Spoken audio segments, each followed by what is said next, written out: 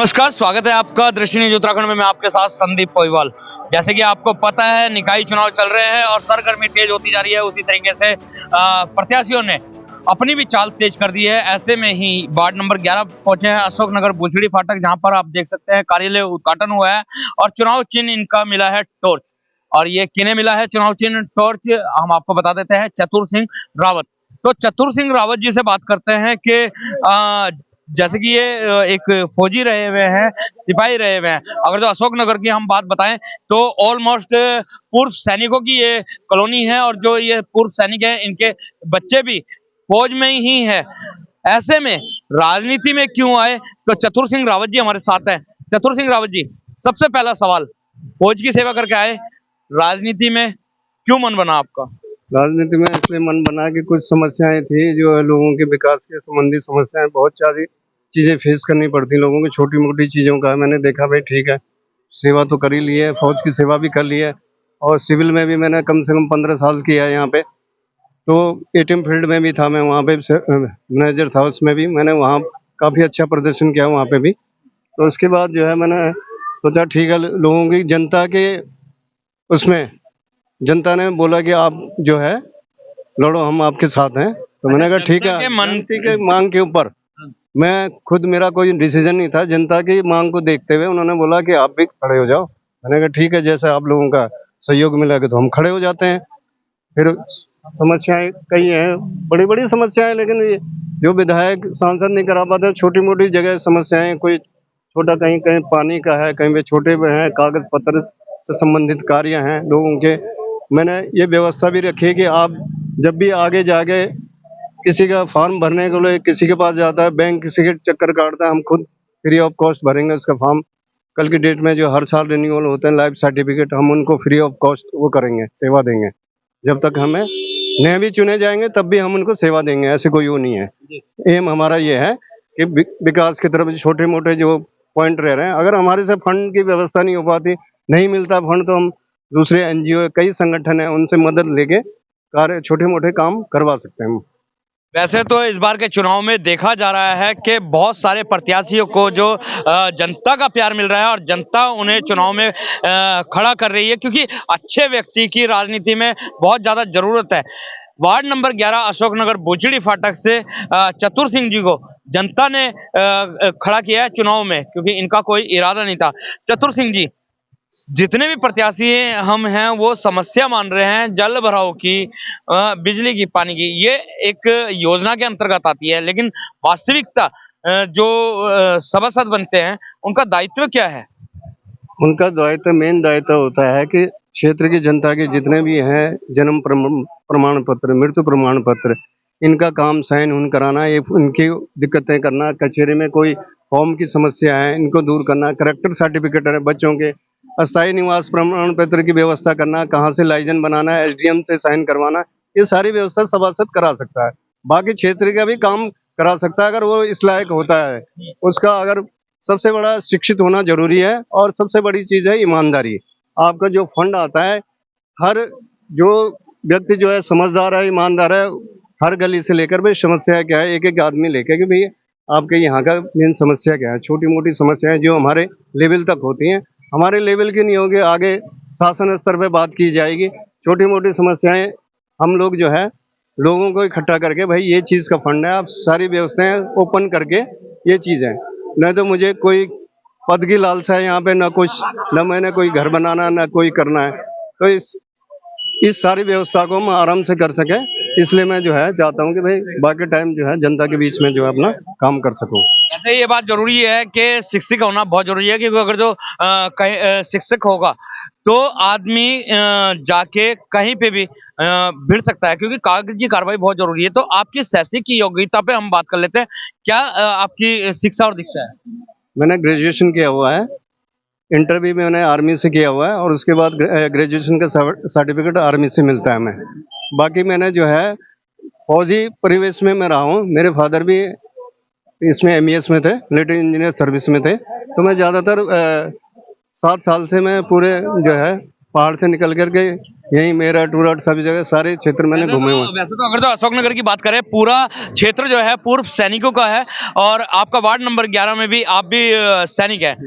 Discipline सभासद बनने के बाद आर्मी वाला ही रहने वाला है या थोड़ा सा सॉफ्ट होने वाला है? नहीं, डिसिप्लिन तो डिसिप्लिन है। समय की पाबंदी सबसे बड़ा है कि जो समय पे ऑफिस आने का सबसे बड़ा समस्या है। ये नहीं कि हम बन गए और वहाँ लोग ढूंढ रहे हैं, हम वहाँ से गायब हैं। सबसे बड़ी समस्या ऑफिस में टाइमिंग। डिसिप्लिन होगा तो काम भी होगा। हर जगह डिसिप्लिन पहले जरूरी है, काम तो हो जाता है, डिसिप्लिन पहले जरूरी है। तो चतुर सिंह जी ने बताया कि डिसिप्लिन बहुत जरूरी है, क्योंकि बनने के बाद अगर तो हम ऑफिस से गायब रहेंगे तो काम कैसे हो पाएंगे। तो सबसे बड़ी पहली प्राथमिकता ये होगी कि समय से अपने ऑफिस में बैठना है और जनता की जन समस्या को चुनना है। तो यहाँ पे हमारे साथ और भी लोग हैं। सबसे पहले हम आपका नाम जानना चाहेंगे। मेरा नाम यशपाल सिंह है। मैं आपके चैनल का बहुत बहुत धन्यवाद अदा करना चाहता हूँ कि आपने हमारे इस एरिया के बनने वाले सभासद को कवर किया। बनने वाले हैं या बन गए हैं? हमारी तरफ से बन गए हैं और बनेंगे। हाँ। हमें पूरा विश्वास है, क्योंकि ये खुद खड़े नहीं है, हमारे मोहल्ले ने इनको उठाया है और सभी सपोर्ट कर रहे हैं। क्या वजह है चतुर सिंह को उठाने की, क्योंकि और भी हो सकते थे उठने के लिए? ये पढ़े लिखे हैं और कागजी कार्रवाई के माहिर हैं। उन्होंने आर्मी में भी काफी काम किया है। उनको वेलफेयर को देखते हुए कि यहाँ के जनता इसके काम को कर सकती है, इसलिए आर्मी के वेलफेयर को देखते हुए जनता ने इन्हें चुन लिया है। क्या कहना चाहेंगे भाई साहब आप? बिल्कुल भाई साहब, जो है जनता यही चाहती है कि ये क्रीम जो है प्रत्यक्ष से हमारा आगे जाए। और जैसे कि हमारे पहले भाई साहब ने भी बताया, तो मैं इस परिप्रेक्ष्य में बताना चाहूंगा कि आज ये शिवाजी कॉलोनी के जो ये हैं कोषाध्यक्ष भी रहे, सचिव भी रहे, और इन्होंने बहुत सारे पत्र व्यवहार जो है इस विकास समिति के लिए किए।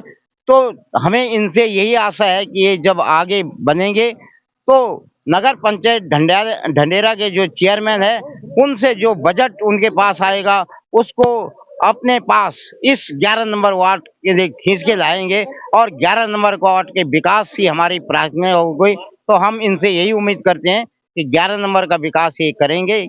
तो इन्हीं चेयरमैन की बात हो ही गई है, तो हम जान लेते हैं कि 11 नंबर से तो आपने सभासद अपना चुन लिया चतुर सिंह रावत जी को, लेकिन चेयरमैन किसे चुन रहे हैं?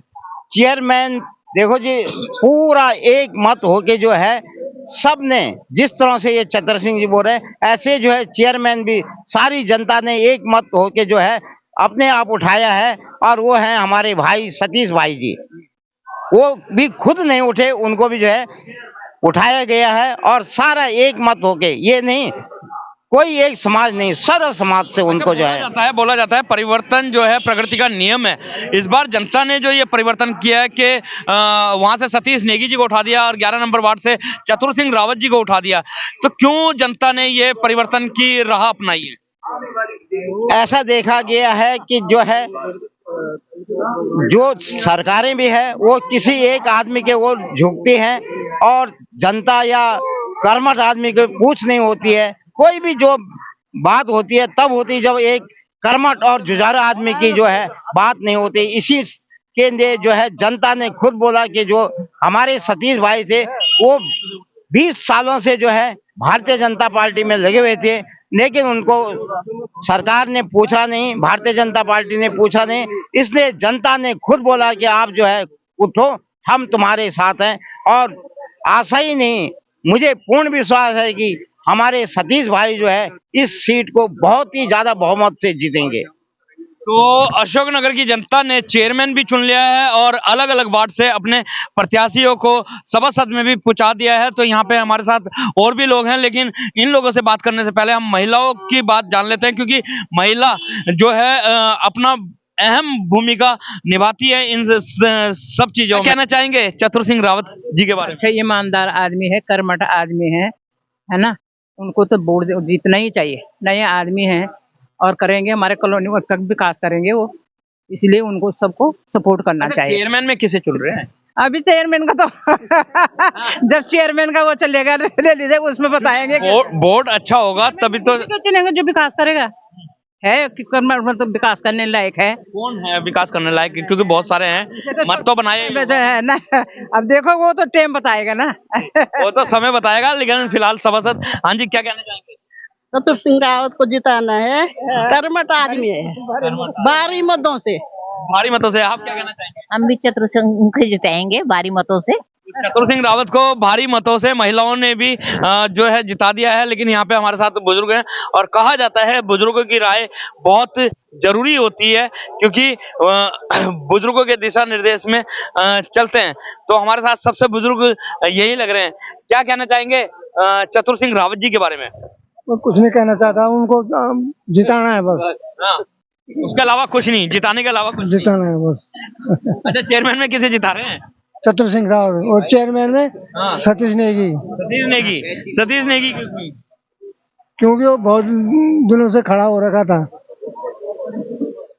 पूरा काम करता है, हर जगह पहुंचता है वो।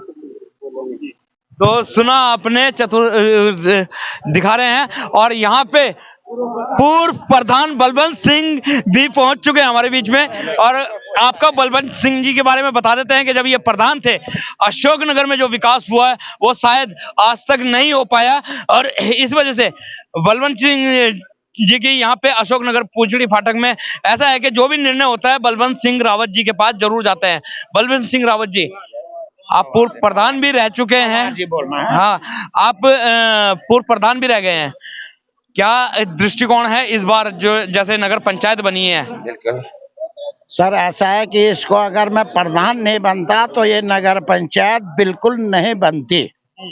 नंबर 1 के यहाँ ग्राम सभा में बहुत ज्यादा जनसंख्या थी, लेकिन ढेनेरा का किसी भी जात बरादरी का भाई इसको नगर पंचायत बनाने में बिल्कुल राजी नहीं थे। कारण कि 15 वार्ड मेंबर चुनाव लड़ते थे, एक जिला पंचायत भी हमने अपने कार्यकाल में तैयार किया, नहीं तो हमारी ये सीट मोहनपुरा सीट थी और 5 हमारे बीटीसी मेंबर हो गए थे। मैंने किसी भी तरह से इसको नगर पंचायत का प्रस्ताव किया था ताकि आने वाले समय में इस नगर पंचायत का भला हो और इसमें एक अच्छा खासा बजट हो और यहाँ की अच्छी प्रोग्रेस हो। लेकिन ये तो आपका ही कहीं ना कहीं नुकसान हुआ, क्योंकि जनता आपको बहुत चाहती थी और ग्राम पंचायत में हमेशा आप ही प्रधान बनते थे। लेकिन नगर पंचायत में आने के बाद फिर क्यों नहीं आपने पर्चा उठाया? इसके लिए साहब ऐसा है कि देखो, हर जगह से मैं भी भाजपा वाला हूँ, हमारी जनता भी भाजपा वाली है, क्योंकि हम हिंदुत्व पर और मोदी जी पर और योगी जी पर विश्वास करते हैं। हमारा चाहे कोई भी रहता है, हम पहाड़ से लेकर और मैदान तक जहाँ भी हमारे पहाड़ी लोग मतलब अपने उत्तराखंड के निवासी चुनाव होता है, भाजपा के सपोर्ट में रहते हैं। लेकिन इस बार भाजपा ने हमारे साथ अनदेखी किया है।